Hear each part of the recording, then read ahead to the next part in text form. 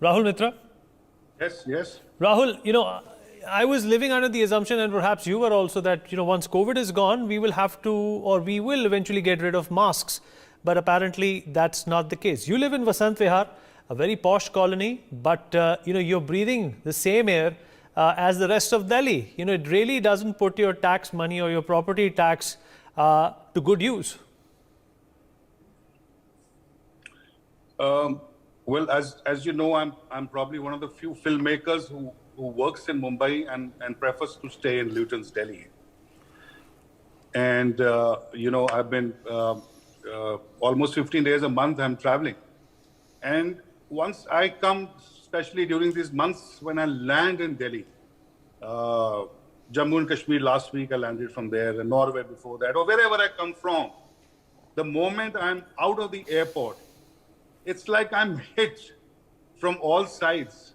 My eyes start watering. I can't speak. I'm choked. I was reading the other day, I'm like smoking 20, it's equivalent of smoking 20 cigarettes a day. That was 20 years ago, Rahul. That was 20 years ago. Now it's 60 cigarettes a day. Oh my God. So there you go. So what I'm trying to say is that this is a life that, all my life I worked hard so as to make my home in Delhi and enjoy the greenery and the wonderful weather. But it's choking and it's proving to be otherwise. So I think some of the speakers before me and the callers said, I'm totally with them.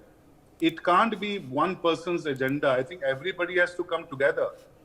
And I don't see this as center versus state or political or anything. I think it's a matter that concerns humanity at large. And it should be at the top list of every possible agenda, whether government or the citizens of not only Delhi, but neighboring states, but I think entire India. Because Delhi is nothing but a melting pot, as we all know. And people all over the world come here, not only from India. And everybody deserves to breathe fresh air. I think that's the basic right. And when we go to developed countries, so what is it that we appreciate about these places? We appreciate the civic culture. And how has that happened? How has people achieved that? So either you penalize people or you educate them. Where is the awareness? I'm sorry to say there is no awareness. I am a branding guy. I'm from the field of communication and media and cinema. And I understand the importance of mass communication. Where is the mass communication in this field? Do the farmers know that what they are doing is probably wrong and there is another way to it?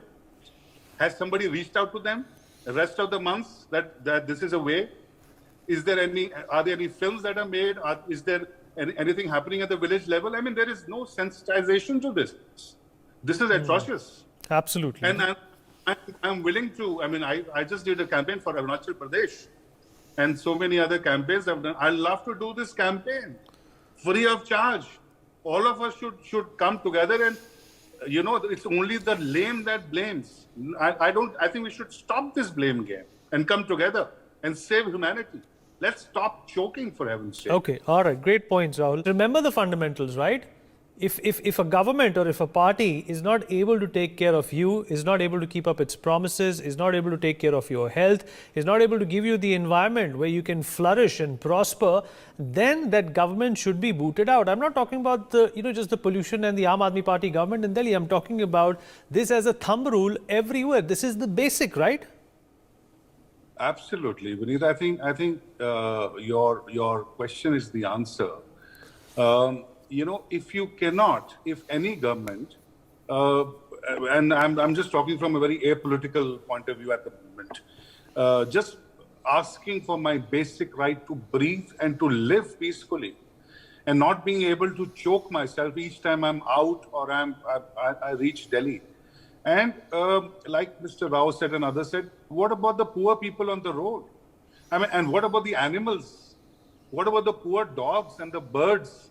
For heaven's sake, who are all the time exposed to the atmosphere and the environment. So I think we have to make this into a perennial and a more permanent kind of an agenda, and move away from the jargons that I think we are all sick of the jargons. let's concentrate on the basic human values and the human right. And to live, I think, is the most fundamental of them all. The government should just leave the political affiliations, then just put them aside, and should come forward. And same goes, with the citizens, with everybody. And like somebody, I think Mr. Rao made this point, that I think Panchayati Raj, I mean, that is one of the basic frameworks of India, the rural India. What about the headman? I mean, what is the headman of the village doing about this? Or how much of power does he have to go and speak to the farmers or the people in general? So it has to emanate from the grassroots level and go right till up. And that alone, I think, will help us to find a solution to this, to this, hell that we are all living in right now. You're absolutely right. Appreciate your points, Rahul.